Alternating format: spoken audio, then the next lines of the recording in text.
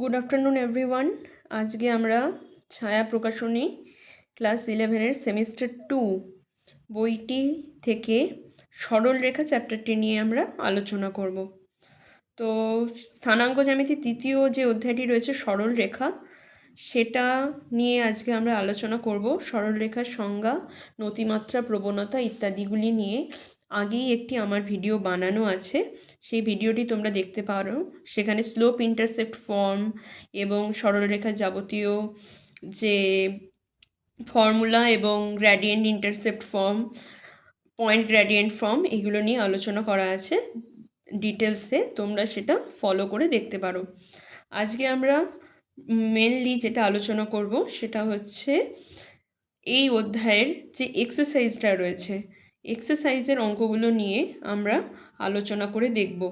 তার আগে আমি একটু বলে দিতে চাই যে এখানে সংক্ষিপ্তকরণ বা সামারাইজেশনে যে ফর্মুলাগুলো রয়েছে, এইগুলো কিন্তু মনে রাখা খুবই দরকার, কারণ এই ফর্মুলাগুলো ইউজ করে তবেই আমরা প্রশ্নমালার অঙ্কগুলো করতে পারবো। তো প্রশ্নমালার প্রথমত 1 থেকে 15 অবধি যে কোশ্চেন অ্যান্সারগুলো রয়েছে সেগুলো নিয়ে আমরা একটু আজকে আলোচনা করব, এবং পরবর্তী ভিডিওতে আমরা পরের যে কোশ্চেনগুলি রয়েছে সেগুলো সম্বন্ধে আলোচনা করার চেষ্টা করব।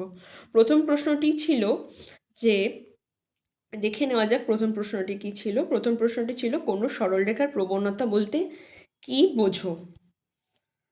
সরলরেখার প্রবণতা কী না, কোনো সরলরেখার এক্স অক্ষের ধনাত্মক দিকের সঙ্গে যে কোণ করে তার ট্যানের মানকে সরলরেখার প্রবণতা বা নতি বলে।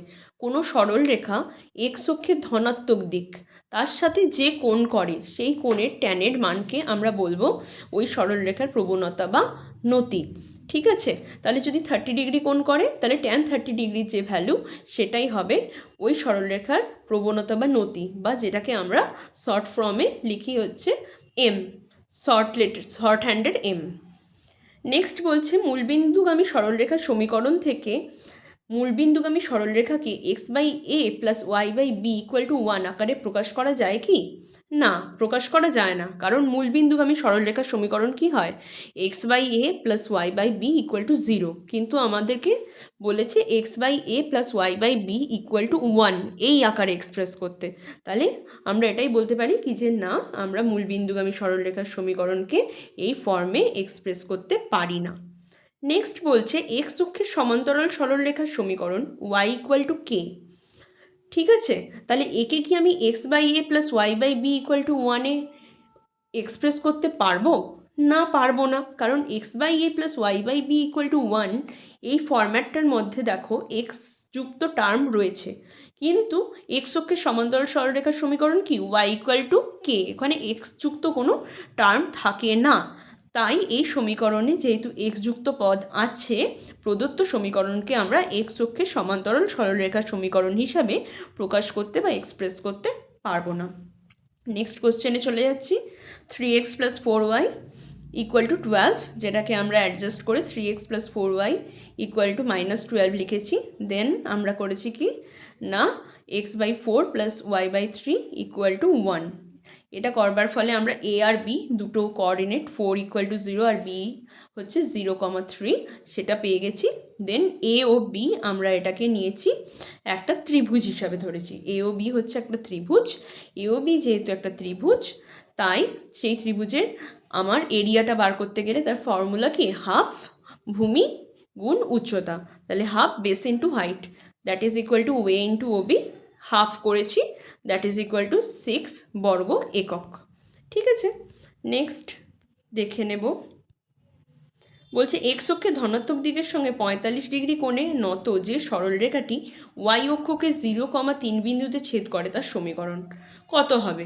y-3 = m × x-0, যেহেতু আমার কোঅর্ডিনেট পয়েন্টগুলো কত ছিল 0,3, তাহলে y-3 = tan 45 × x-0, that is equal to y = x + 3। Next question, 2x - 3y + 5 এর প্রবণতা আর y ছেদিতাংশ বার করতে বলেছে।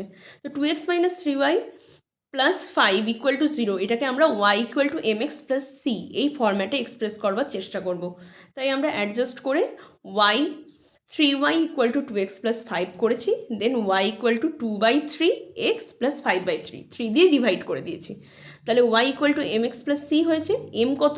2/3, এক্সের যে কোফিসিয়েন্ট সেটা m, তাহলে 2/3 হচ্ছে প্রবণতা, আর y ছেদিতাংশ হচ্ছে 5/3। ঠিক আছে, এমনভাবেই আমরা 6এরটাও করেছি, 7এরটাও সেমভাবেই করেছি, 8এরটাও আলোচনা করা যাক একটু। 8এরটা বলছে 3 এবং মাইনাস রুট ওভার অফ -3 আর √3 -1 বিন্দু দুটি সংযোজক সরলরেখার নতিমাত্রা কত? সংযোজক সরলরেখার নতিমাত্রার ফর্মুলা কি না, y2 - y1 by x2 - x1। এবার ভ্যালুগুলো পুট করে দিয়েছি, দিয়ে পেয়েছি কত, -1/√3 মাইনাস tan π/6। এবার tan π/6 এটাকে আমরা ট্রাইগোনোমেট্রি রুল অনুযায়ী সিম্পলিফাই করে আমরা পেয়েছি tan 5π/6, that is equal to tan 150 degree. তাহলে থিটা হচ্ছে 150 ডিগ্রি। 10এরটাও সেম, বলছে -3, -4 ও 2, 5 বিন্দু দুটি সংযোজক সরলরেখার সমীকরণ। দুটো যদি বিন্দু দেওয়া থাকে, 2 পয়েন্ট ফর্মে যে ফর্মুলাটা আছে, বা দুটো যদি বিন্দু দেওয়া থাকে, তাহলে সেই দুটি বিন্দুর সংযোজক সরলরেখার সমীকরণ কত হয়, x - x1 by x2 - x1 equal to y - y1 by y2 - y1। ঠিক আছে, তো সেই ভ্যালুগুলোই আমরা এবার x1, x2, y1, y2 এর ভ্যালু পুট করেছি। পুট করে আমরা পেয়েছি 9x - 5y + 7 ইকুয়াল টু 0। ওকে, 11টাও সেভাবেই করেছি, দেখে নিতে পারো। 12টা হোমওয়ার্ক, 12, 13, 14, 15 হোমওয়ার্ক থাকলো, তোমরা নিজেরা ট্রাই করে একটু দেখতে পারো। আজকের আলোচনা এই অবধি। পরে যদি কারোর এখান থেকে কোনো ডাউট থাকে অবশ্যই জিজ্ঞাসা করতে পারো, কমেন্ট বক্সে লিখতে পারো। দেন যার যে টপিকে ডাউট থাকবে সেই টপিকের ওপর আমরা একটা লাইভ ক্লাস রাখবার চেষ্টা করব এবং ডাউট ক্লিয়ার করবার চেষ্টা করব। Thank you everyone, and it's all for today.